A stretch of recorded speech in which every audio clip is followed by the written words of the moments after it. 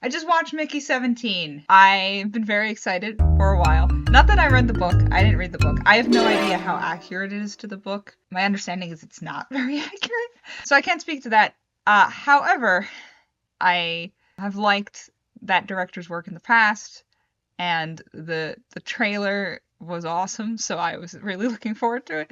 And for me, it did not disappoint. I enjoyed it a lot. It was very fun, very quirky, just a really, really entertaining movie. So the premise is this group of people are traveling to this other planet to colonize it, and the protagonist Mickey has signed up for this program where he does all the dangerous work. He's like an expendable, but whenever he dies, they literally reprint his body and upload his memories. So he just keeps dying over and over again.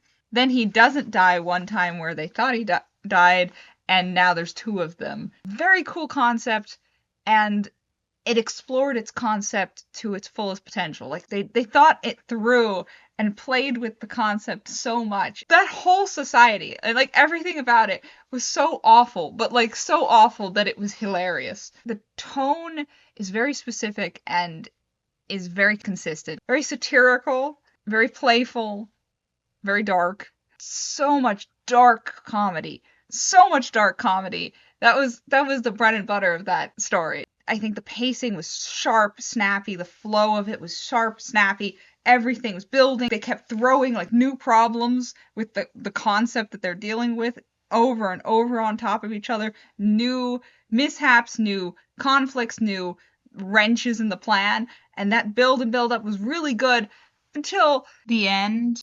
The final third or fourth of the movie is definitely its weaker part, but I mean that's common for movies. It's hard to end things. But even so, I wish the titular character had more to do in the finale. Like you're watching the story for him, and the finale kind of sidelines him in favor of his girlfriend and Mickey 18. And don't get me wrong, I actually like the romance, and Mickey 18 was my favorite part of the movie. But this movie is about Mickey 17 and his growth as a person. He's the one who needs to confront the antagonist. He's the one that needs to be brave. It doesn't mean anything when the characters who are already brave do it. The story loses meaning when he doesn't contribute much to the finale of his own story. It also loses momentum. The plot's narrative beats were very tied to that human element.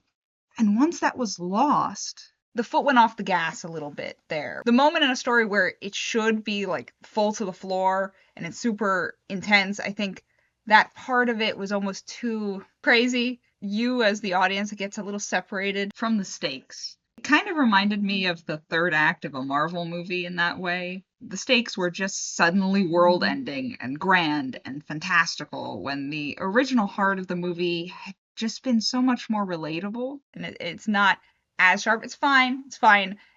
I think it could have been better. I feel like I'm splitting hairs. I like the movie a lot. I loved that character. He was so charming, so likable. He was immediately a person you kind of wanted to root for. Very human, very real, which grounded the film a lot because it's kind of wild and bombastic and exaggerated and satirical. But the character itself, as silly as he is in some ways, he felt very real, which gave the story a lot of heart. And I don't think it would have worked without that core, and that heart really carried the film. Like on a flip side, the main antagonist, Mark Ruffalo, which was a very funny portrayal. I do think he pushed it almost too hard into parody, where the character often didn't feel like a person and just felt like a caricature. And so it kind of took you out a bit. Like when you're making a fictional leader, even one that is supposed to be monstrous or incompetent, you must show the audience the reason why they have a following. And in this, Mickey 17 falls into the Ridley Scott Napoleon trap, where they made their leader so unlikable or stupid that it breaks your suspension of disbelief that anyone would be loyal to them. I think he could have reeled it in just a tad, because he didn't feel like a person sometimes. He felt more like a straw man, which is fine for this kind of film.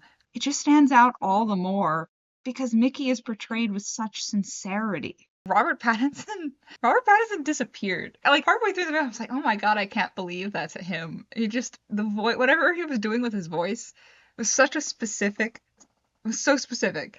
It was kind of incredible. An incredible performance in that he was playing basically two people. The original, well, original is not the right word.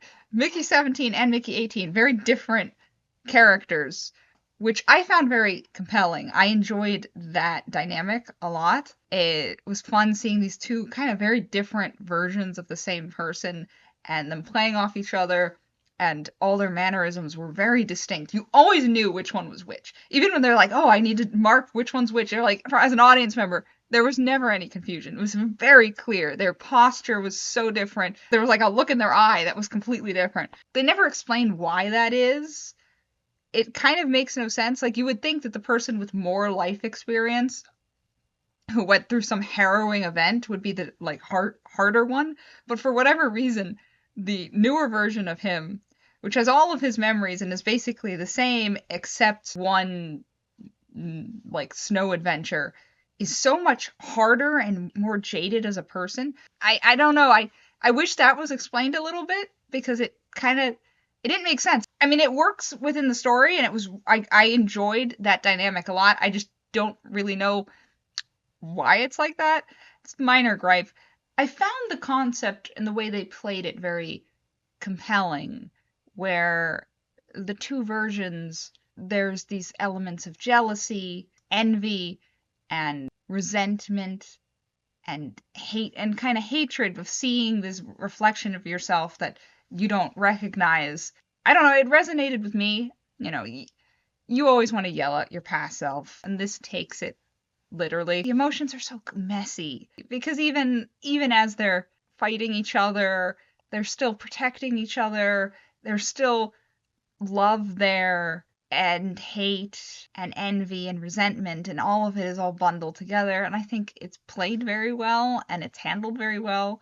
It was great. That was my favorite part, was those two characters being played off each other, which is two characters, the same characters, but they're different. That was what captivated me. That drama was the soul of the story for me. Dipping into spoiler territory, his final kind of character growth of what would 18 do. I don't know, I really liked that aspect of it, because like, as much as he disliked that version of him, he so clearly admired the chutzpah of that version of him, and needed that piece of him in his life, and him bringing that out, and him kind of embracing that a bit, and using the knowledge that that version of him existed and can exist to help him deal with scary things. I don't know, it really worked with me. There's a metaphor there that I think works, and I enjoy. That was the best part of the ending for me. I just wish that character growth was seen in the climax and not after it was all over. It just feels like a missed opportunity to see him embrace that part of himself to confront Mark Ruffalo. That would have been so much more impactful. But it's still worth watching. It was just a really fun movie with a very specific tone. Yeah, I recommend it if you like quirky, satirical sci-fi movies, fun comedy, a story that explores its concepts pretty well. I'd recommend it if you like those sorts of things. It was a lot of fun. Actually makes me want to read the book. Maybe I'll do that.